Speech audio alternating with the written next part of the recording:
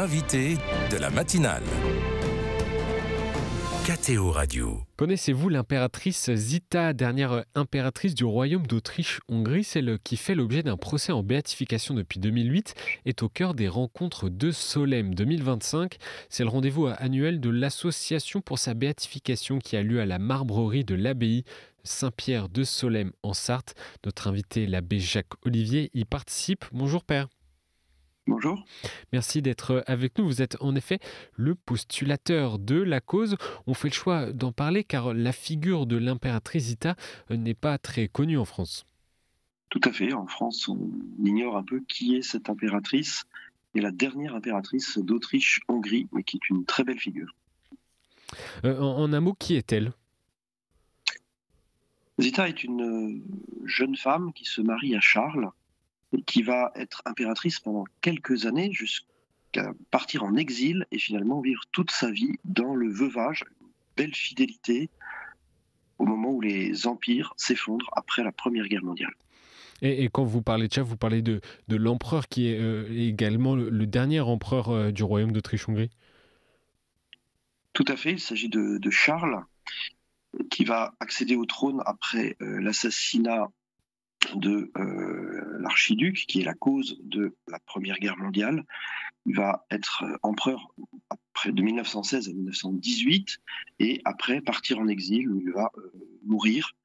Après quelques tentatives de restauration, son procès de canonisation a été introduit et il est désormais bien heureux. Il y a l'histoire donc avec un grand H et il y a leur histoire, l'histoire de ce couple empreint de spiritualité.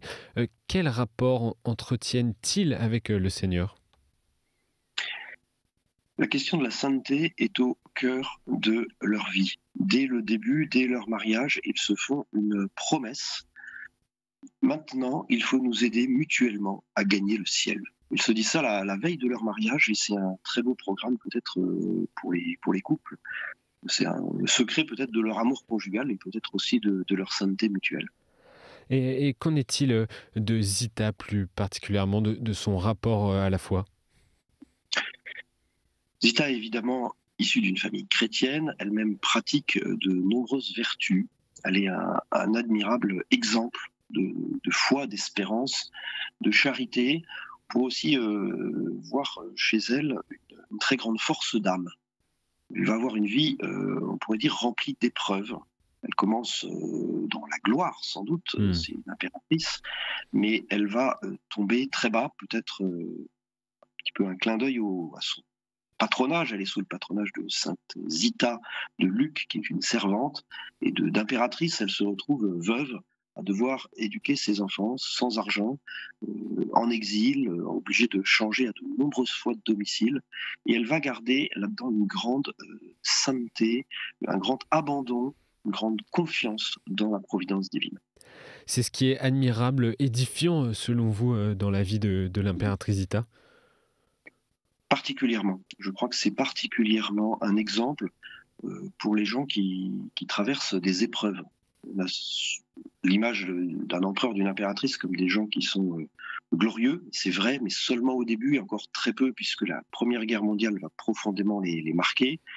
Et de ce statut très important dans l'histoire européenne, elle va traverser les épreuves finalement peut-être ordinaires de la vie de beaucoup de gens, peut-être même davantage, parce que la descente est plus grande. Comment a-t-elle vécu les vertus chrétiennes ? Eh bien, tout le propre du procès de béatification est de montrer qu'elle les avait vécues d'une manière admirable. Alors, il y a une enquête là-dessus, justement, pour recueillir des témoignages, pour avoir des petites anecdotes, les détails, ce que les gens disent d'elle. Finalement, comment est-ce que ça s'est manifesté ? Moi, je dirais qu'on est d'abord dans cette vie chrétienne fondée sur les sacrements, sur une foi solide, animée par les sacrements, par la vie de la grâce, en particulier l'Eucharistie, et par cette confiance en Dieu en toute chose. Quand une épreuve vient, chaque fois qu'il faut changer de pays, finalement trouver des solutions dans les épreuves, on voit cette confiance que Zita a en Dieu. C'est peut-être là un trait particulier que je pourrais signaler.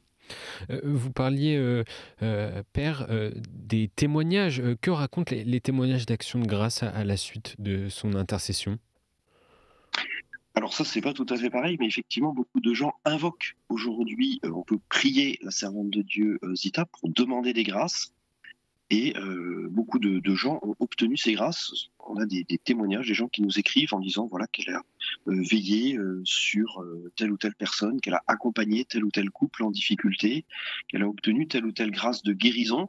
Ça, c'est des choses des témoignages que l'on a aujourd'hui sur son intercession auprès de Dieu dans le ciel. En tout cas, on écoute ces témoignages et l'Église pourra prendre le temps de les examiner, de juger de leur profondeur.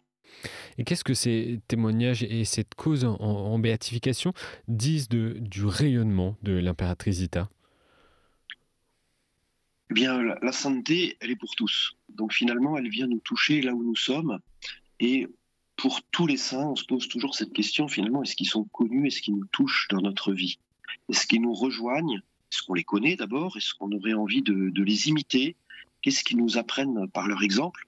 Et c'est vrai que les vertus héroïques de Zita, qu'on essaye de regarder, de contempler, c'est un exemple pour que nous-mêmes, on puisse vivre la même chose. On est tous appelés à la sainteté, finalement.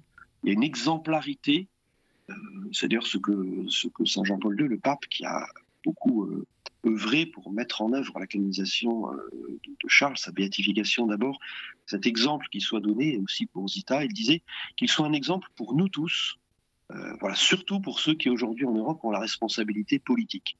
Donc il y avait cette idée qu'on pouvait admirer à la fois leur gouvernement, à la fois leur vie de famille, à la fois leur héroïcité dans les souffrances, et peut-être que là, chacun d'entre nous peut être rejoint dans quelque chose. Pas forcément dans tous les aspects de sa vie, mais dans une chose, peut-être les mères de famille qui se retrouvent dans une difficulté avec un certain nombre d'enfants Zita, elle avait tous ses enfants à s'occuper seule comme veuve.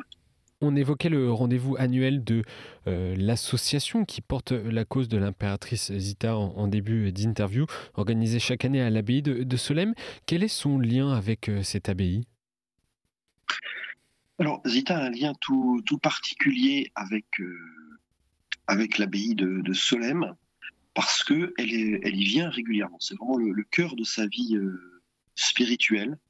Elle a 3 de ses sœurs, d'ailleurs, qui vont rentrer comme religieuses. Et Zita avait ce désir de la vie religieuse. D'abord, elle y vient pour s'y ressourcer spirituellement, à titre personnel. Mais elle va par la suite également venir vivre de la vie monastique à Solesmes, avec les religieuses.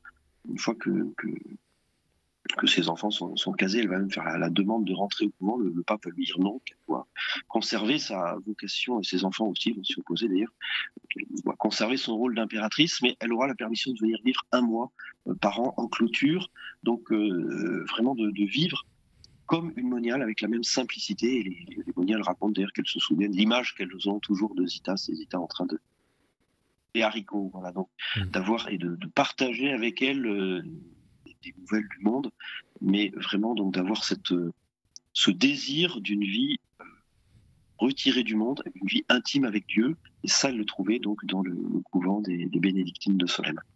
Et c'est ce qui explique que ces rencontres sont organisées à l'abbaye de Solesmes chaque année? Oui, puisque l'abbaye de Solesmes est au cœur aussi du procès de béatification de l'impératrice. Il y a eu un peu une exception. Normalement, on ouvre le procès à l'endroit où la personne est morte. C'était à Zizier, en Suisse, dans le diocèse de Coire. Et il a été décidé, compte tenu de cette proximité spirituelle, de ce cœur spirituel de la vie de Zita à Solesmes, et bien la cause soit ouverte dans le diocèse du Mans, et donc en France. N'oublions pas que Zita est d'origine lointaine, mais quand même par sa famille, et quelque part un peu française, puisque les Bourbon-Parme sont dans les héritiers des familles royales françaises. Son nom de famille avant de se marier était Bourbon. Parme, vous êtes donc, je le rappelle, abbé Jacques Olivier, le postulateur de la cause. Quel est votre lien, votre relation avec Zita? Eh bien, je suis chargé de promouvoir sa cause, c'est-à-dire de montrer qu'elle est belle, d'en parler. Alors, je suis arrivé à ce poste il n'y a pas très longtemps, il y a seulement un an, succédant à d'autres prêtres qui ont accompli les mêmes fonctions.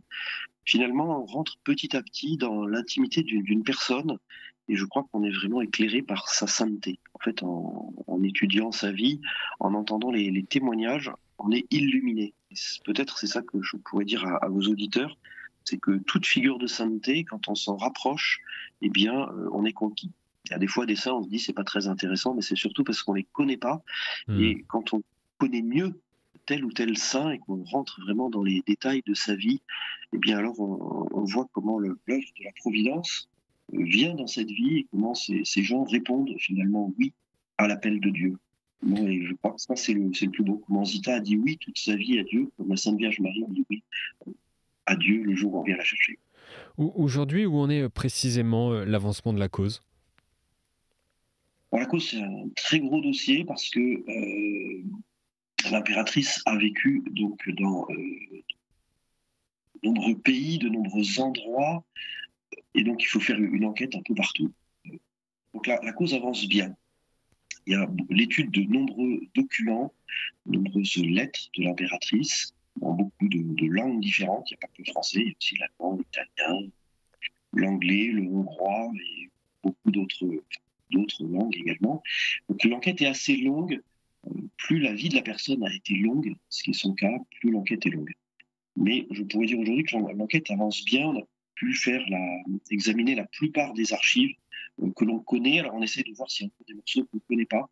Je dirais aujourd'hui qu'il y a un grand morceau qui a été fait, en tout cas pour la phase diocésaine, qui est la première partie de l'enquête. Et une dernière question, l'impératrice Zita intercède notamment pour la fidélité, la fécondité aussi des couples et des familles. En quoi sa vie, son message peuvent encore inspirer les jeunes couples et les jeunes générations d'aujourd'hui ? Zita a 8 enfants. Le dernier né alors que son père est mort subitement de maladie, l'empereur Charles, en exil. Je crois que Zita est un exemple de mère qui s'occupe de ses enfants. Face à l'adversité, on pourrait dire, elle a été à la fois mariée à l'Église, vraiment elle a vécu sous le regard de Dieu son mariage, elle va rester fidèle à son mari dans son veuvage, elle a toujours porté le noir jusqu'à sa mort avec une très grande fidélité. Donc il y a une image de fidélité, une image d'amour très profond, et puis cette image de la fécondité, elle transmet, et pourtant elle va s'occuper de ses enfants jusqu'au bout. Donc elle va être une mère, peut-être après une grand-mère, une arrière-grand-mère, et en ce sens, je crois qu'elle est vraiment un exemple à la fois de mère et d'épouse, avec des circonstances particulièrement difficiles qui montrent que finalement l'amour grandit sans doute dans les épreuves, notre amour à la fois du conjoint, des enfants, mais sans doute aussi de Dieu. Et peut-être que là, chacun vraiment en regardant de près sa vie peut trouver un exemple pour sa vie conjugale, pour sa vie de père, de mère. Et finalement, c'est un bel exemple pour notre vie aujourd'hui de générosité. Zita vit cette générosité de l'amour et très loin peut-être de l'égoïsme et d'un repli sur soi-même. Et en ce sens, elle est un bel exemple pour nous. Et on la connaît dorénavant un peu mieux grâce à vous. Merci monsieur l'abbé. Les rencontres de Solesmes qui chaque année font état de la cause en béatification de la servante de Dieu Zita et de sa spiritualité, de son histoire se déroulent donc aujourd'hui à l'abbaye de Solesmes en Sarthe. Rendez-vous auquel vous participez. Encore merci d'avoir été avec nous ce matin dans la matinale. Merci à vous.